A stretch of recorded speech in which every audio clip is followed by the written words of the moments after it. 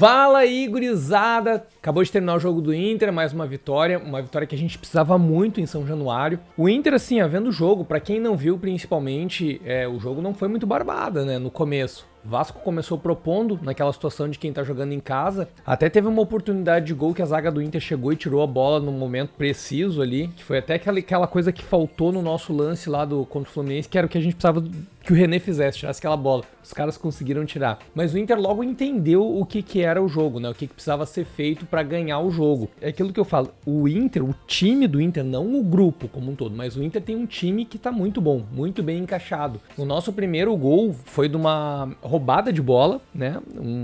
Uma interceptação ali, daqui a pouco ligou a bola, passou para o Alan Patrick dá uma cavada, uma jogada espetacular de gênio mesmo, toca a bola, o Maurício vem por trás da zaga e num toque é difícil, cara, tu conseguir vir ali e bater de primeiro na bola como ele fez, 1-0 para nós. Coisa linda, a partir daí o jogo melhorou muito, o Inter tava bem encaixado, teve algumas situações, até teve mais um gol do Valência que tava impedido, né, numa jogada, ele tava um pouco à frente.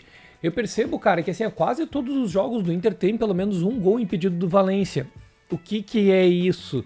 É porque ele se posiciona mal? Não, cara, eu acho que os caras estão demorando um pouco pra entender qual é o rolê dele, assim, de explosão muscular e a percepção de que ele sai um pouquinho antes do que os caras estão acostumados. Vou dar um exemplo, cara, não tô comparando um jogador com outro, só a forma de pensar. Eu lembro quando o Ronaldo, o Fenômeno, foi pro Corinthians. Ele tava sempre impedido também, e na época o técnico era o Mano, e eu lembro que eu vi uma entrevista do Mano falando que os caras demoravam pra entender, até o Douglas, aquele que depois jogou no Grêmio e tal, comentou isso depois, é que tipo assim, tu tem que tocar antes, esses caras eles têm um pique diferente, então eles conseguem enxergar a jogada um pouco antes, e tu tem que tocar a bola pros caras antes, senão eles vão estar sempre impedidos. Então eu acho que o lance do Valência é isso. No gol, se vocês forem analisar a imagem, ele percebe que a jogada não saiu no tempo que ele planejou, ele chega a voltar um pouquinho pra ir de novo, mas daí não dá porque nesse meio tempo a bola foi trocada pra ele e aí ele entrou impedido. Enfim, tudo certo. Segundo tempo, a mesma situação, o Vasco começou pressionando, aquela coisa de quem joga em casa, né?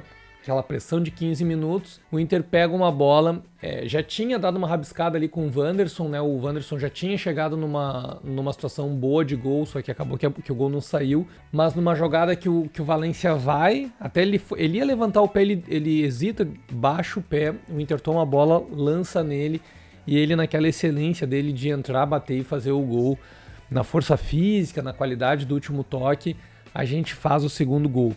Aí, cara, tem aquela coisa que eu falo, né, da minha percepção do Ené Valencia, que, cara, se ele fizesse todos os gols que ele tem a oportunidade, porque ele se posiciona muito bem, esse cara ia ser, hoje, ele teve uma infelicidade de um cruzamento que ele passou, ele furou a bola, ele passou por cima da bola, numa jogada que era gol, claro, goleiro vencido já, era só ele encostar na bola que era gol, e teve mais uma situação de gol que ele chegou, né, que ele cortou a bola e bateu e não foi gol. Enfim, são várias oportunidades, mas pra mim, do jeito que tá, dele tá fazendo gol, me serve, tá?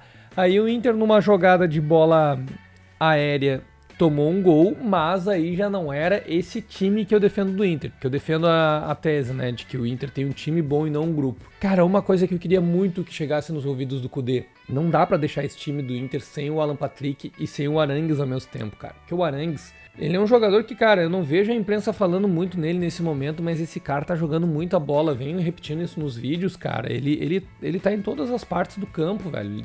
Ele é marcação, ele passa e já aparece para receber a bola. É um jogador fundamental. E quando o Kudê tira o Alan Patrick e o Arangues ao mesmo tempo, como foi hoje, o time despenca na qualidade técnica, despenca mesmo. Tem menos o time que tá jogando contra tem menos preocupação e acaba achando mais espaços. E aí começa aquele show de horror que foi o finalzinho do jogo ali. Nossa, cara, vou falar pra vocês. Teve 8 minutos de acréscimo e eu fiquei tenso, assim, pensei, cara, o Inter vai tomar um empate. Ainda acontecem umas coisas assim, cara, que eu tenho uma certa dificuldade de aceitar, né? A gente já tava ali nessa prorrogação, já era, acho que já tava nos 48 ou 47, não lembro se foi o Depena, se foi o Bruno Henrique, acho que foi o Depena, fez uma falta, cara. Uma falta que tu não entende porque que o jogador faz aquele tipo de falta ali, cara. Só para outro time ter a oportunidade de jogar a bola na área e aí vira um gol milagroso dos caras ali nos acréscimos, como já aconteceu muitas vezes com a gente, né? Mas deu certo, o Inter conseguiu tirar a bola. O Pedro Henrique até tinha. O René lançou o Pedro Henrique. Acho que o René até sentiu a coxa na hora, que ele dá um passe meio fraco, ele bota a mão na coxa. Mas o Pedro Henrique tem a opção de ir em direção ao gol. Ele dá uma segurada, até eu acho, porque o Inter estava valorizando a posse de bola. E aí, quando chuta, a zaga já se recompôs, o goleiro já estava lá e o goleiro pegou a bola. Enfim, eu achei um jogo bom do Inter, principalmente no primeiro tempo e até ali os 15, 20 do segundo, que enquanto o Inter ainda tava com aquele time completo. Pô, cara, assim, é aquela coisa, né, que eu vou continuar defendendo a minha tese até isso se espalhar, que é o lance que se o Inter tivesse jogando um campeonato de pontos corridos com foco total desde o começo do campeonato, a gente teria muita chance, cara, teria muita chance mesmo. O meu pensamento é meio assim, ó, o Inter, eu já falei isso em outros vídeos, ele vem priorizando Copas, eu sei que tem um lance financeiro, né, a Copa do Brasil tá pagando uma Babilônia, a Libertadores, cada fase que tu vai passando na Libertadores entra muito dinheiro, a Sul-Americana também tem bastante dinheiro porque é em dólar, mas eu penso o seguinte, cara, o Inter, o que eu gostaria do projeto da direção, né? Cara, quanto que o Inter bota de público hoje em dia nos jogos? Sei lá, o Inter tem uma média de 20 mil, tô chutando o número aqui, tá? De 20 mil, digamos, 20 mil torcedores. Se eu sou a direção, pra fazer essa campanha, eu ia botar assim, jogo no Beira-Rio, o sócio comprou o ingresso, ganha outro. Tu vai ter ali sei lá, o Beira-Rio cabe 50, 55 mil pessoas, tu vai ter 40 mil todos os jogos, cara. Tu vai ter os teus mesmos 20 mil, mas tu vai ter mais o acompanhante, tu vai dobrar o público, isso vai incentivar os caras. O Beira-Rio iria fazer mais dinheiro vendendo, sei lá, o refrigerante e a comida no bar. Pô, tu vai fazer mais dinheiro porque tem mais gente ali, vai ganhar mais dinheiro no estacionamento e tu vai motivar os caras, velho, porque o estádio lotado ele motiva os jogadores. Então aquela motivação de Copa tu ia conseguir trazer pros pontos corridos. É um pensamento a longo prazo. A longo prazo que eu digo assim, porque o campeonato é longo, né? Principalmente na primeira fase do Campeonato Brasileiro, que os times com um pouco mais de orçamento, Eixo Rio e São Paulo, eles acabam formando equipes melhores, né? Um grupo melhor que tem mais poder aquisitivo de investimento.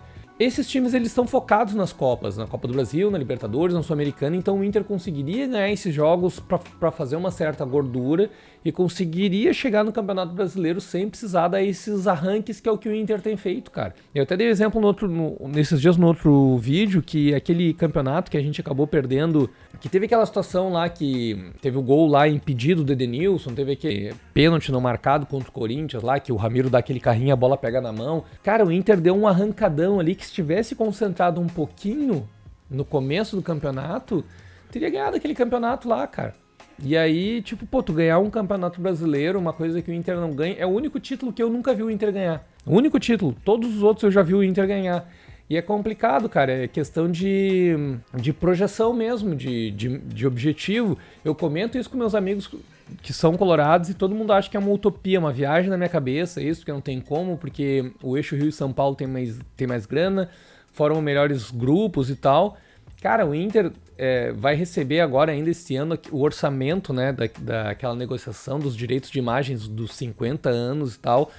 Eu acho que é algo como 100 milhões que o Inter recebe agora, então consegue manter esse time. Pelo menos a base, né? O Johnny a gente sabe que já tá vendido lá pro Real Betis. Um baita negócio que o Inter fez. É uma baita grana que vai entrar e o Inter ainda fica com 20% do passe do jogador para futuras negociações, então um baita negócio. O Inter também tá negociando com aquele Isaac do Atlético Mineiro, que é um gurizão novo. Enfim, a projeção do Inter pro próximo ano é muito boa. E eu realmente tenho esperança de que, independente de quem vai administrar o Inter no próximo ano, não sei se o Barcelos ou o Melo, mas que mantenha o Kudê, tem que manter esse time aí, tem que manter o Kudê com essa pegada para que ele consiga fazer uma pré-temporada para preparar os caras para essa marcação alta e para que a gente consiga ganhar um título no ano que vem.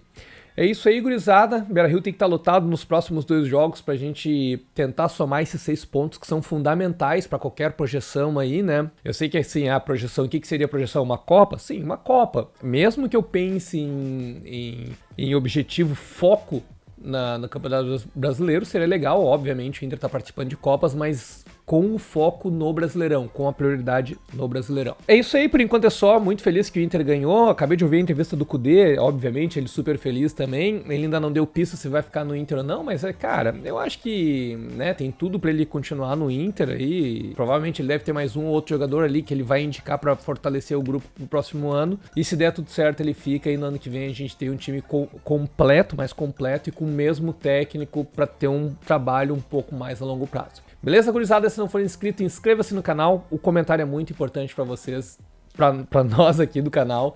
E por enquanto é só eu. Fui!